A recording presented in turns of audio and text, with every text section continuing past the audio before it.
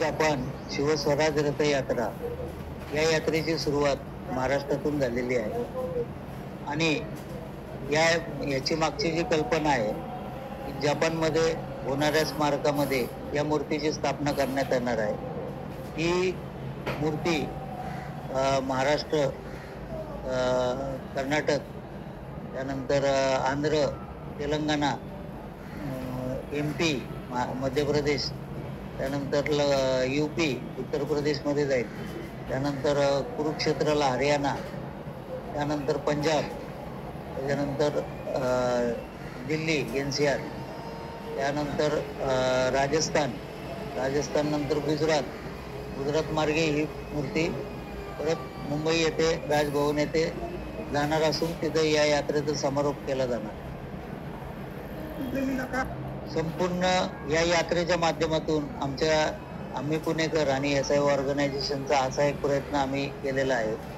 की संपूर्ण भारतातील शिवप्रेमींना एकत्र करण्याचा आमचा कुठलाही बाकीचा हेतू नाहीये आणि प्रत्येक शिवप्रेमी या पद्धतीने जर एकत्र झाले तर शिवरायांचं जे महत्त्व आज बरेच लोकांना माहिती नाहीये किंवा माहिती असूनही नसल्यासारखं दाखवलं जातं, त्याच्यावर एक फोकस आमचा केला जाणार आहे आणि शिवभक्तांना एकत्र करून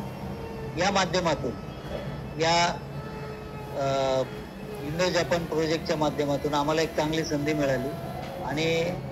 ती निश्चितच आम्ही हे करून घेतोय। आणि याच्याशिवाय जे भारतात आत्ता सध्या जे भारतामधील प्रत्येक राज्यामध्ये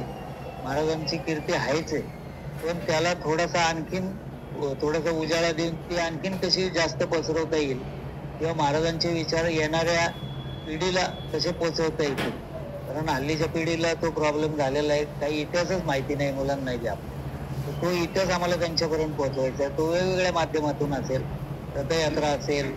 काही डॉक्युमेंटरीज असतील, काही यूट्यूबच्या माध्यमातून, अशा वेगवेगळ्या माध्यमाच्या माध्यमातून पुतळ्याचं अनावरण जे आहे ते 8 मार्च रोजी जपानचे राजा त्यांच्या हस्ते या मूर्तीची पूजा करून तिथं अनावरण करण्यात येणार आहे। भारतातल्या आम्ही आमंत्रित केलेल्या व्यक्तींमध्ये माननीय पंतप्रधानजी मोदीजी आहेत, त्यानंतर परराष्ट्र मंत्र्याचे माननीय जयशंकरजी आहेत, त्यानंतर माननीय ज्योतिरादित्य शिंदेजी आहेत, याच्याशिवाय माननीय नितीनजी गडकरी आहेत, देवेंद्रजी फडणवीस आहेत, आपले सांस्कृतिक कलामंत्री आत्ता नुकतेच हे झालेले आशिष शेलारजी आहेत, टुरिझम मिनिस्टर आहेत, अशा बऱ्याच राजकीय व्यक्तींना आम्ही आमंत्रण दिलेलं आहे। आता त्यांच्या याच्याप्रमाणे ते आम्हाला नियोजन करून कळवतील। आणि दुसरं एक वैशिष्ट्य, ही यात्रा, ही जी मूर्ती आहे किंवा या यात्रेचा जो काही खर्च आहे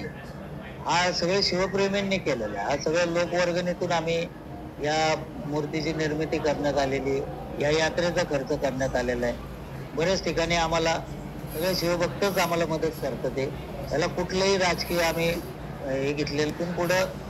ज्या राज्यातून यात्रा जाणार आहे तिथल्या शिवभक्तांना, शिवप्रेमींना आमच्या संस्थेतर्फे आम्ही आवाहन करतो की या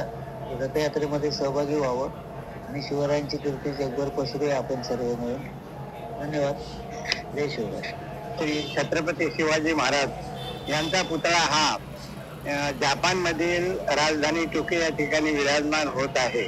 आणि ह्या पुतळ्याचं पूर्ण भारतभर प्रसारण करून हा पुतळा जपानला जाणार आहे असा संदेश मला मिळाल्यानंतर